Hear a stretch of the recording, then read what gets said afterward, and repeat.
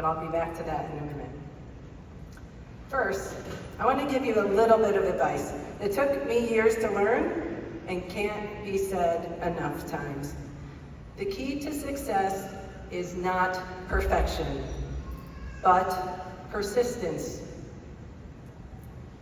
It's not about always getting it right, but about having the courage to keep trying, even when you think you can't imagine things getting worse. When I was growing up, my father, a hardworking doctor, imparted a lesson that has stayed with me to this day. Every day is a work day. I saw that in action. In addition to treating his patients every day, at nights and on weekends, he would sit at our kitchen table with his paperwork and get all his other business done. What I learned from that is success takes extreme persistence. I quickly learned being a doctor required a lot more than just helping people. He had to deal with finances and unpaid patient bills and everything else it takes to run a business. The papers on our table were a visual reminder that nothing is guaranteed. And when life puts road bumps in front of you, you have to learn to drive over them. Fast forward into my entry into the world of finance, a world I totally stumbled upon. I had no idea what I was getting into. But what I discovered is that most of the best opportunities come from taking risk. I found myself on the floor of the Chicago Board Options Exchange, surrounded by the chaos of the markets. It was like stepping into the scene of a movie every single day.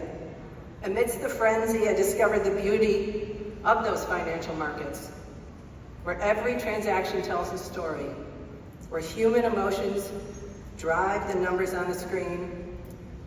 Money, I realized, isn't just budget and calculations.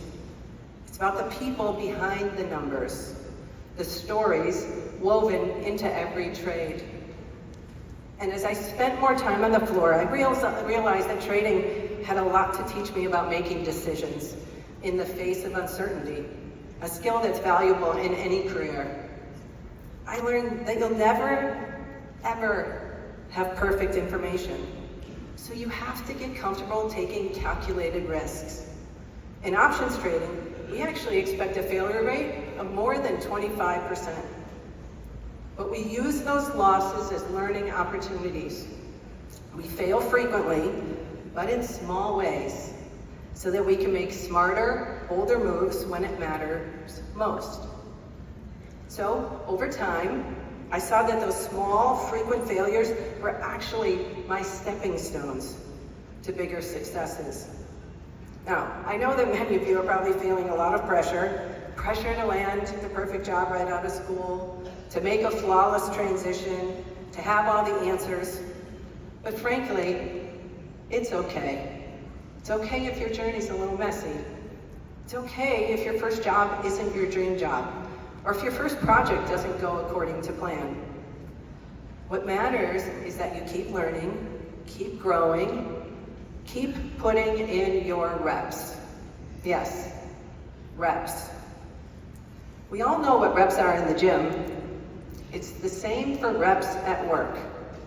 It's all new to you, so it's about the number of times you go through the process of practicing a skill.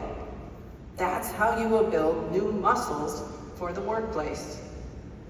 Those first times you have to give a presentation to the boss or take on a brand new challenge, well, it's no different than the first time off a high dive. It's terrifying. You might enter the water pretty hard.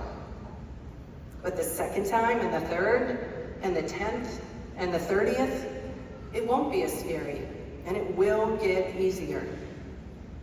So it's better to take that jump and start putting in reps early, not just because it might pay off, but because you won't learn if you don't. Now, for that piece of advice that you aren't going to hear anywhere else, for the last 5 years, I've been doing everything I can to persuade people to learn poker. It's the easiest way to learn persistence and get reps.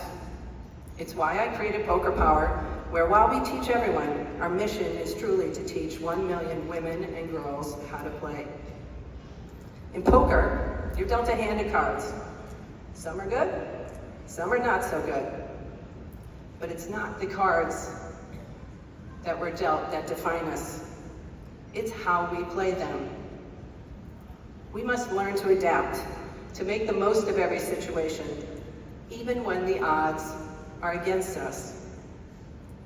Now, I know for sure that for some of you, poker has a negative connotation. Don't worry, parents and loved ones, I'm not advocating that your 21 or 22-year-old plays for money. If that's what's deterring you from playing, you are missing out on an enormous opportunity and indispensable money and business skills that can be learned from the game. Let me be really clear. You do not have to play for money to gain the skills poker can teach you. Poker teaches you capital allocation. It teaches you how to take risk. It teaches you how to strategize. It teaches you negotiation skills. It teaches you how to win and how to bounce back from a loss. And that failing is okay. It teaches you discipline. And my favorite, patience. It's the reason why some of the most successful people, presidents, leaders of the biggest tech companies, financial firms, and law firms in the world also play. And when I learned poker just 5 years ago, I realized I had been playing poker my whole career. I just didn't know it.